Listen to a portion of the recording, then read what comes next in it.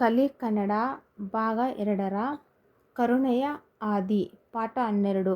ಇವತ್ತು ನಾವು Kannada for little ಸ್ಟಾರ್ಸ್ಗೆ ಸ್ವಾಗತ ಮಕ್ಕಳೇ. ಕರುಣೆಯ ಆದಿ ಅಂತಂದರೆ, ಕರುಣೆ ಅಂತಂದರೆ ಒಂದು ಸಿಂಪತಿ, ಒಂದು ಪ್ರೀತಿ ಅಂತ ಕರಿತೀವಿ. ಆದಿ ಮೀನ್ಸ್ ದಾರಿ ಅಂತ ಕರಿತೀವಿ. ಇವತ್ತು ನಾವು ಕರುಣೆಯ ಆದಿ ಒಂದು ಪಾಠದ ಬಗ್ಗೆ ಇವತ್ತು ನಾವು ಈ ತರಗತಿಯಲ್ಲಿ ತಿಳಿಯೋಣ. ಆ ಹುಡುಗ ಜನಿಸಿದ್ದು ಬಂಗಾಳದ ಕಟಕ್ನಲ್ಲಿ. ಆ ಹುಡುಗ ಎಲ್ಲಿ ಜನಿಸಿದನು? ಬಂಗಾಳದ ಕಟಕ್ನಲ್ಲಿ. ಜಾನಕಿನಾಥ ಬೋಸ್ ಹಾಗೂ ಪ್ರಭಾವತಿ ದೇವಿ ಅವರ 9ನೆಯ ಪುತ್ರ. ಅಂತಂದರೆ ಅವರು ಎಷ್ಟನೆಯ ಪುತ್ರ? ಅವನು ಜಾನಕಿನಾಥ್ ಬೋಸ್ ಮತ್ತು ಪ್ರಭಾವತಿ ದೇವಿ ಅವರ 9ನೆಯ ಒಂದು ಮಗವಾಗಿ ಜನಿಸಿದನು.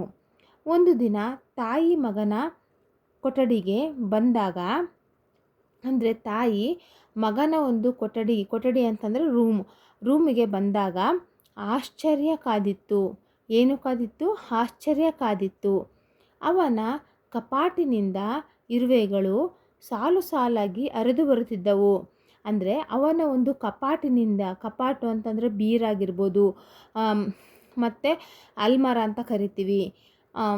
ಇರುವೆಗಳು ಏನು ಮಾಡ್ತಿದ್ವು? ಸಾಲು ಸಾಲಾಗಿ ಹರಿದು ಬರುತ್ತಿದ್ದವು. ಕಪಾಟನ್ನು ತೆರೆದು ನೋಡಿದಾಗ, ಅಂದರೆ ಕಪಾಟ ಅಂದರೆ ಅಲ್ಮರ ತೆಗೆದು ನೋಡಿದಾಗ ಪುಸ್ತಕಗಳ ನಡುವೆ ರೊಟ್ಟಿಗಳಿದ್ದವು. ಅಂದರೆ ಅವನು ಆ ಮಗು ಏನು ಮಾಡಿದ್ದ? ಆ ಪುಸ್ತಕದ ನಡುವೆ ರೊಟ್ಟಿಗಳನ್ನು ಇಟ್ಟುಕೊಂಡಿದ್ದ. ಅವನ್ನು ಅಲ್ಲಿ ಮುಚ್ಚಿಡುವಂಥ ಅಗತ್ಯ ಏನಿತ್ತು?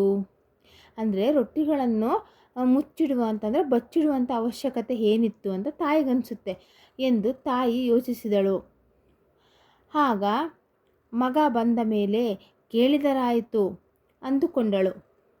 ಶಾಲೆಯಿಂದ ಬಂದ ಮೇಲೆ ಮಗನನ್ನು ಕೇಳಿದಳು. ಅಂದರೆ ಆ ತಾಯಿ ಏನು ಮಾಡ್ತಾಳೆ? ಮಗನನ್ನು ಕೇಳಿದಳು. ಅಂದರೆ ರೊಟ್ಟಿಯನ್ನು ಮುಚ್ಚಿಡುವಂಥ ಅಗತ್ಯ ಏನಿತ್ತು?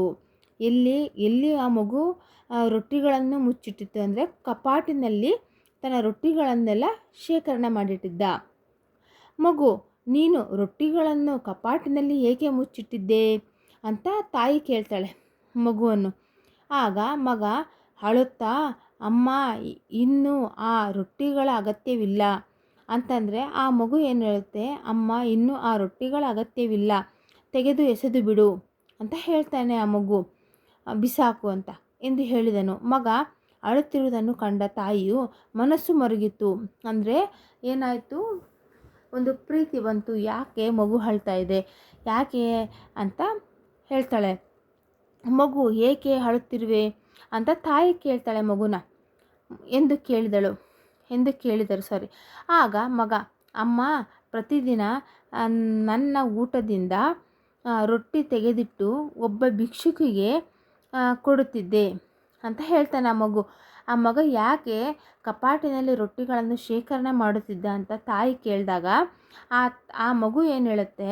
ಅಮ್ಮ, ನನ್ನ ಊಟದಿಂದ ರೊಟ್ಟಿ ತೆಗೆದಿಟ್ಟು ಒಬ್ಬ ಭಿಕ್ಷುಕಿಗೆ ಕೊಡುತ್ತಿದ್ದೆ. ಭಿಕ್ಷುಕ ಅಥವಾ ಭಿಕ್ಷುಕಿ ಅಂದರೆ ಬೆಗ್ಗರ್, ಕೊಡುತ್ತಿದ್ದೆ.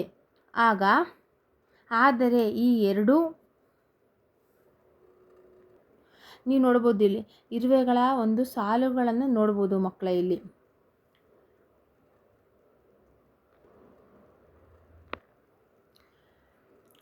ದಿನಗಳಿಂದ ಆ ಜಾಗದಲ್ಲಿ ಅವಳು ಕಾಣಿಸಲಿಲ್ಲ.